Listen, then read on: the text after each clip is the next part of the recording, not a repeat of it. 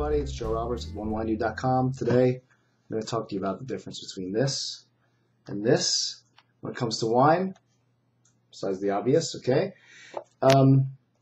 There's a lot of talk online and elsewhere, newspapers, etc., about ebooks and the printed book being dead.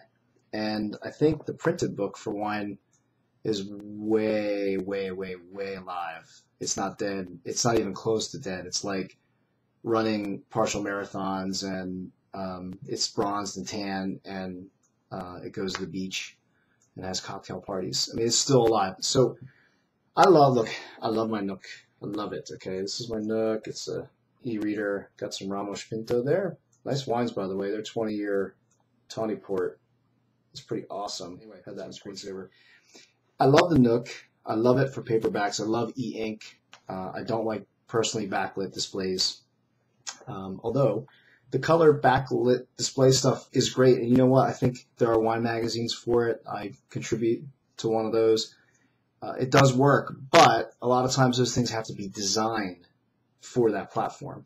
From an e-ink perspective, you're looking at text. I mean, it's just awesome. I love it. There's no glare. There's no eye strain, etc. The problem is this kind of thing, right? You see the Finest Wines of California here. It's a nice book. Stephen Brook. It's an excellent book, by the way.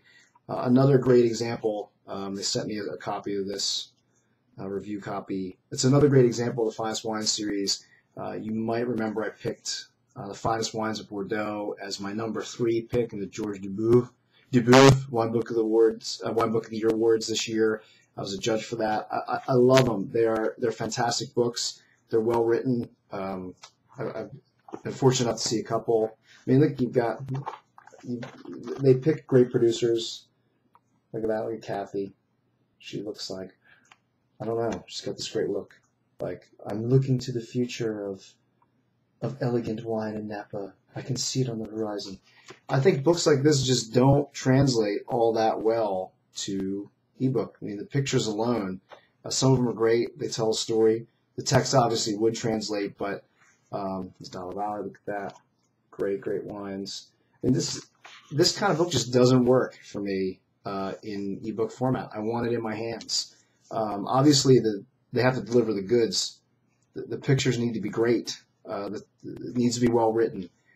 This particular series actually gives you, I think, a nice humanist view of the producers and some of their stories, and this is particularly why I like it as sort of an intro series and getting a little bit in depth into people's heads in particular wine regions. That just doesn't work here. Another thing that doesn't work here, things like this. I got this recently. It's called Real, and it's not about wine. It's a book about stories told through pictures of people's hands. It's interesting. One of them happens to be a winemaker. Her name is Amy. We don't know anything else about Amy except that she was born in Wisconsin, that she makes wine. But there's this gorgeous photo. I mean, I suppose if you design this for a color ebook, it's going to work. But this, again, was sent to me as a review copy. It's a pretty cool book. I'll link to all this stuff below after the vid on the blog. But certainly something pretty cool to check out. But to me, I mean, that's a complete non-starter in the ebook realm. Never mind the enormous coffee table action that you get from these wine books that are about, I don't know, 700 pounds, whatever they are. In a similar vein, I wanted to mention this just because it's interesting. I recently got the 3rd volume of the catalog from importers, Frederick Wildman and Sons. And they send me samples. They're pretty cool in terms of interacting with new media on wine, and also inviting people to events and the media, that sort of thing. They've done a lot of blogger outreach. What they've done with their catalog is essentially they created a coffee table book out of it, and it's pretty amazing, actually. I mean, I'm just looking at a couple spots. It's such a great way to present these wines. You see Olivier Leflaive there, some amazing Burgundy, expensive as all hell, but maybe not by Burgundy standards, actually. You know, if you get some You get an awesome Montrachet for under $100. It's probably not doing you too bad there. Nice little intros to the producers and where they're from and things like that. So it's interesting to me that in an age where ebooks are now outselling hard copy books, that you get something like this from a producer. It's almost, it hasn't been that long since ebooks hit the market, and this already feels like a throwback. It already feels like a cool retro throwback, which is really, really odd. So it's just interesting that they've done this sort of coffee table book, beautiful photographs, giving you some info on each of the producers, and they've done it in this format. Frankly, I'm kind of impressed. So nice job, guys. So anyway, that's really it.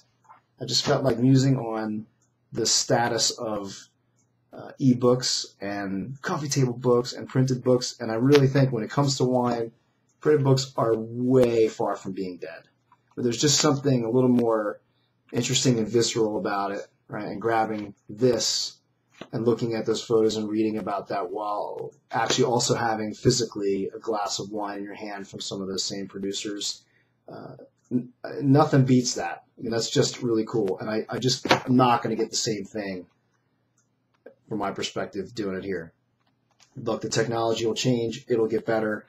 And I fully expect someday I will be doing that. That day just has not come. Okay? Anyway, hope all is well. Cheers.